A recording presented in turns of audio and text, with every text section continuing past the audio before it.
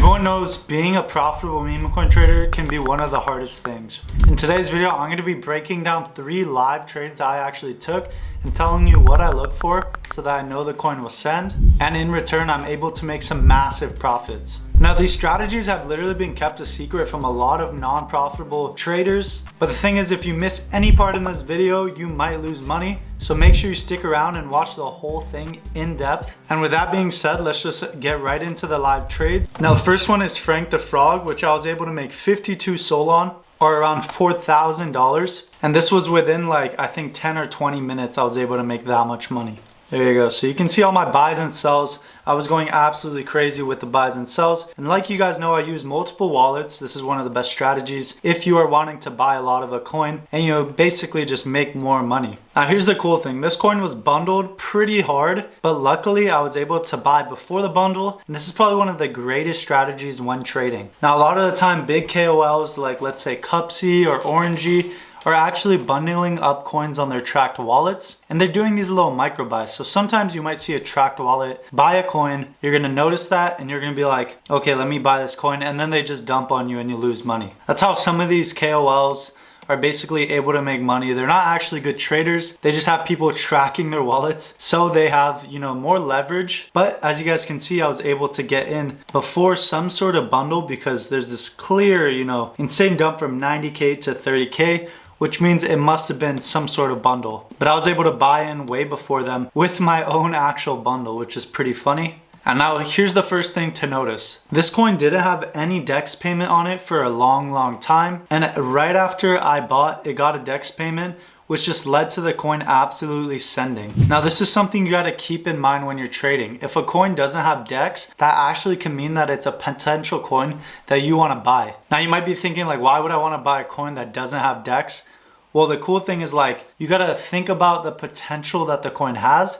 And if DEX isn't on the coin, well, this is a massive potential for it to even migrate and, hit a couple multipliers on your investment.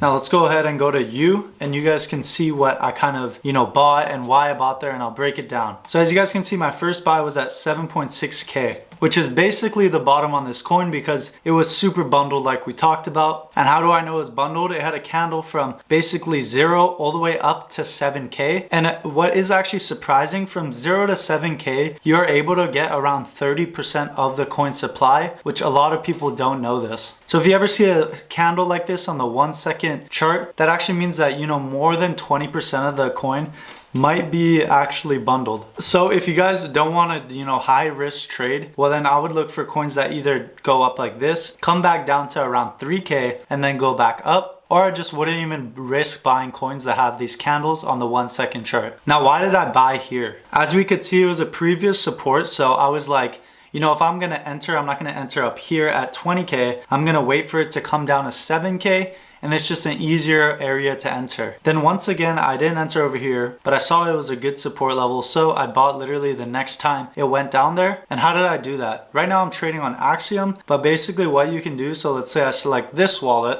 I'll put in 5 Solana, and then you could just move this anywhere and put it to the market cap that you want to set your buy limit to. So if I wanted to buy here, I would put like this little yellow limit order target bar, and then I'll just press this buy button and it'll set it right away. Now, how do I know that this coin was going to send? The narrative was pretty insane. And at the time, there was a massive trend about frogs and toads. And there's actually this toad coin. And this was basically the person who made Pepe. This is who he was inspired by, or who he is like basically based Pepe off of. And now just saying that alone, the narrative sounds insane. And realistically, I could have made way more money if I held. But here's the cool thing, I still made a lot. But just based off of this, narrative, I was able to tell that this coin would do very well. And that's actually why I bought so much of it down here. Now let's break down my sells. So as you guys can see, we bought just basically a shit ton, I don't know, more than 20 Solana, below 20K. And then after the DEX was paid, I got kind of nervous because like I said, DEX is a huge thing to the coin sending, but quickly I realized, oh shit, this coin might be an actual sender. And clearly I was selling pretty big chunks, but I didn't know if this coin had the potential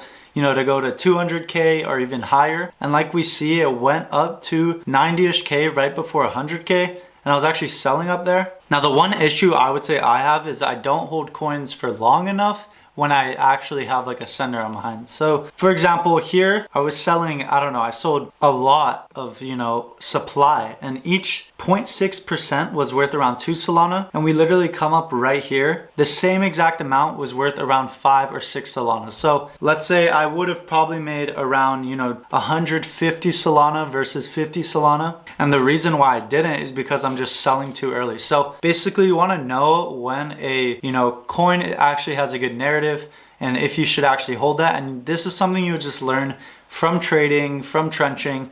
You'll just kind of notice good trends or good coins. So this is a great example of an insane narrative. You guys can actually study these coins. Now, if you guys are confused, I actually do have a Telegram channel and a Twitter where you guys can look at my trades and you can ask me questions and all of that on there. So check those both out. And I'm also doing weekly giveaways on Twitter. You just have to make sure you're following it, notifications on, and you are active. Now let's get into our next trade, which is actually on Choo-Choo, the Peptide Dog. And this is another situation where I kind of faded generational wealth, but we'll talk about that in a second. First, let's just break down kind of the trade once again. So once again, I made 50 SOL, but this time it was only from 18 SOL, so a 3x on 18 SOL. And now let's talk about how I faded literally generational wealth. As you guys can see on this coin, we bought around, I think it was either 20 or 30K, and this coin went to 600K. So it went 20x on 18 SOL, so right there, that already should have been 360 SOL, but like I said,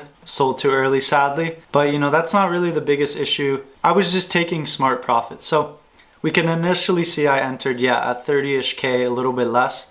And I was just kind of selling on the way up. Now, these were actually great sells right here because realistically on the 1 second chart, these moves look like way more scary. This is the minute chart, so it's a little different. But as you guys can see, you know, it took at least 30 minutes to get to 600K. So you kind of underestimate it about how long it might actually take to send. Now, let's say it did go to 600K and I could have made 300 SOL if I was just more patient. Now, once again, this was an insane narrative, but it was all based off the fact that the owner of this dog basically claimed the fees to the coin. Now, there's so many different ways coins send, you know, either people are backing the coin or, you know, the team is good or the art is good or the narrative is good. And this is just things that you learn. But this one was a fee-based, you know, coin. And we knew that the person or the owner of the dog was going to claim at some point, which should have kind of told us to, you know, take our profits and wait until he claims. So sadly, I went to sleep and, you know, the coin actually went down to 50K. So my sells were actually pretty good. I sold a lot at 500K, sold a lot or the rest at 200K, and then sold, you know, the rest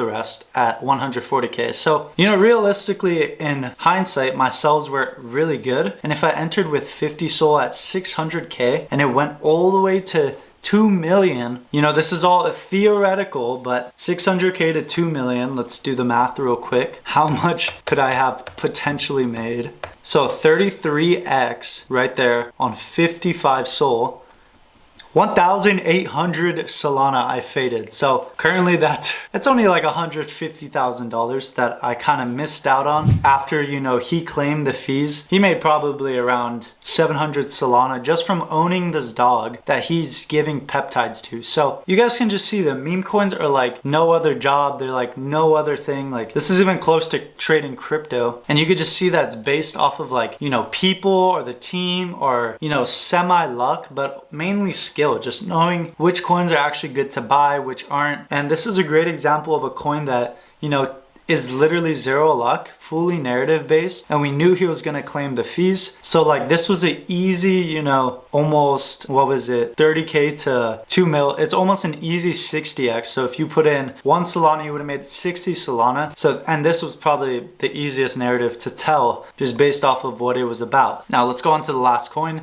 It is Motti, and this is a great example of what I basically want to show you guys. The thing that is called vamps. So as you guys can see, we have Motti the monkey. There should be one more. There's Motti. Oh yeah, Chot. It's either Chot or Chuda. Look how many coins came out about this monkey. There's just so many, and this is one of the things that you guys are actually going to learn as you trade. Yeah, I can't find the other OG. Well, there was an OG, Chata Bandar. As you guys can see, we have I have 3 different coins open, but I was able to make 30 sol on this one. Now, how was I able to do that? I was able to determine that this was the best coin out of the narrative. And as you guys can see, I bought all the way down here. Oh wait, I bought at 12K. Let's just go to my trades. But yeah, okay, I bought 5 sol at 30K, and then I just traded and sold a bunch at 130K, and I sold more, bought more, sold more. But basically what I was able to determine is that this was the best, you know, derivative or the best OG coin. And the reason is because the name of the monkey was Motti, and then basically the chata, this thing, chuta bandar, means monkey in the language. So what this should teach you guys is that basically these coins, and you could have made money on all of these. Look, this one went to 30K, this one went even higher than the coin I was in. And this should just teach you, like,